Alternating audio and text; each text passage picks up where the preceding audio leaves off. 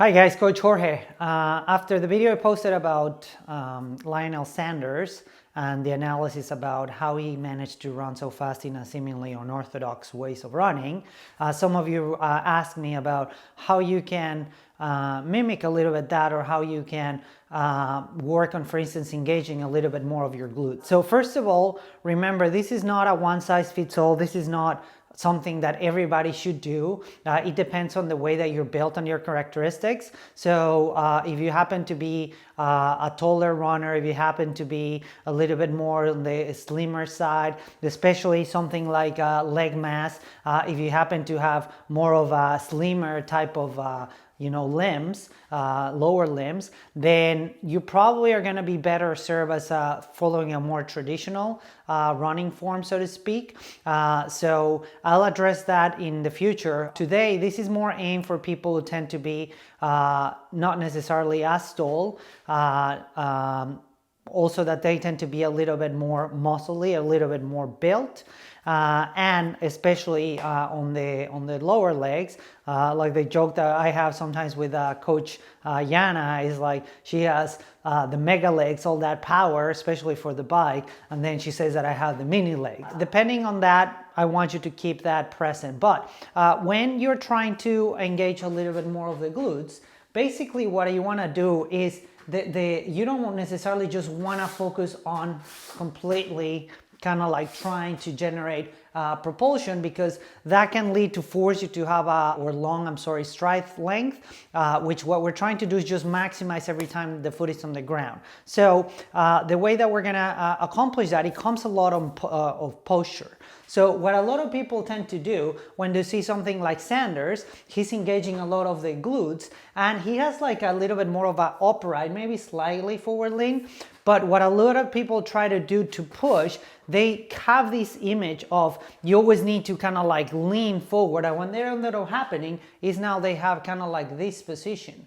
And I'm exaggerating obviously, but when you're leaning, when you're during the support phase, meaning when you're on one leg only, at that point, what you end up doing is you're putting all the strain on the lower back and not on the glutes. So what we want to do first is make sure that we're activating the core. So it's almost like you lengthen your core a little bit, and especially the lower abs, you're activating those. So it's almost kind of like it's pulling a string from your head, and you're a little bit more upright. You really feel those lower abs activating, and then basically instead of kind of like trying to move your pelvis back, that again switches the load to the lower back, we don't want to. Basically what we do is we relax the knees a little bit. As you relax the knees a little bit, the hip moves slightly back, and now you're really beginning to work on activating this part of the glutes, and you really properly support it because the lower abs and the core are activating. When these are activated, then the pelvis really rotates, and then you have all the strain on the lower back. We need to keep this core engaged and feel those lower back muscles. So if you get on this position, relax knees, lengthen the abs, and then kind of like the butt sticks back a little bit. If you're feeling the lower back doing some of the work, what you want to do is kind of like try to stretch that upper body a little bit, and then just move that pelvis a little bit underneath you.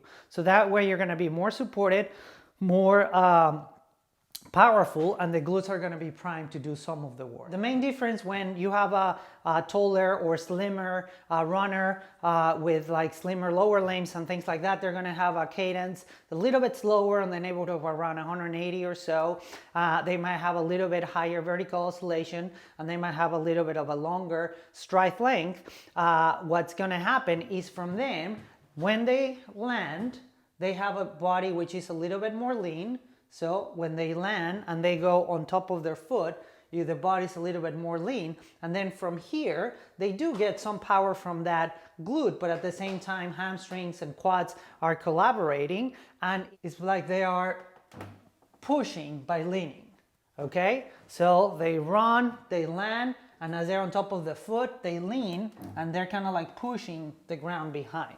The other leg, they land, and they get on top, they're a little bit more lean, and same deal, they're pushing the ground behind.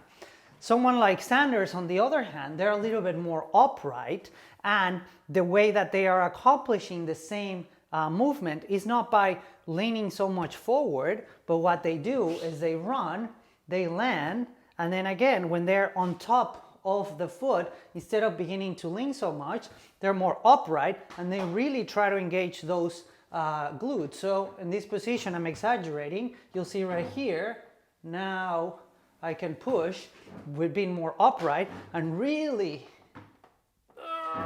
there you go, and really engage those glute muscles, which apparently my left one is a little bit weaker, which I know because I'm rehabbing an injury. So what is important to remember is that you want to do it right. So a way that you can do it as you start to practice is, first thing, a treadmill is great for that, and then you do what I just did a little bit earlier. You kind of like get in your position and then you start practicing moving. And it's a little bit more challenging for sure.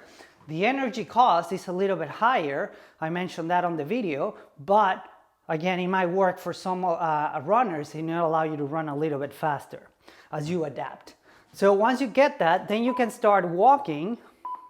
And then first you start walking very slowly. So lengthen your torso, feel those lower abs activating, and the knees are relaxed. The pelvis is not pointing back, it's just relaxed. And I'm trying to make sure that I feel my weight or my upper body supported by my lower abs, and I don't want to feel too much strain on the lower back. And then every time that I push, I try to feel those glutes activating a little bit. Now it's going to become more subtle as you walk from when you're just stopped, but the whole point is just try to start developing that full feel, and especially as the leg moves back, as I speed up a little bit, then I can begin to feel each glute. 1, 2, 1, 2. I just feel the up of the glutes, just doing a little bit more work, but always keeping my upper body a little bit more stretch. I have my lower abs activating, and I'm almost like, I feel that I'm a little bit on top of my feet without shooting my pelvis back. I'm just relaxed pelvis, but I'm keeping glutes and lower abs engaged. And as that feels better, then I can build a little bit into a run. Same deal. Start with lengthen torso. Feel the lower abs. It sounds like someone stretching me. I'm a little bit on top of my feet. And as I land, and my foot is underneath me, I focus on push. Push, push, push, push, push, push, push, push, push, push, push, push, push.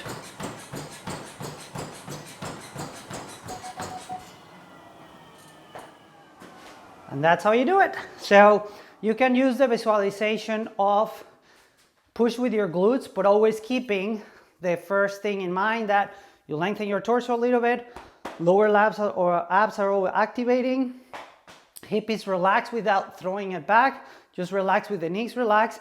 And as you run, you can think about someone put like a piece of strain on your chest and they're pulling you forward, or every time that you push, you can visualize the whole Clark Kent transforming into Superman when he starts taking the clothes off.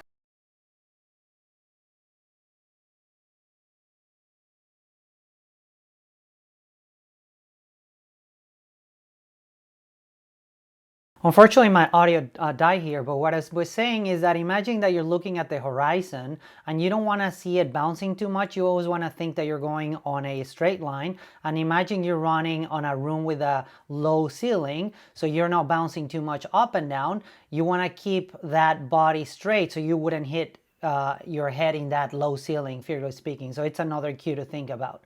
So I hope you found this useful, and remember, train smart.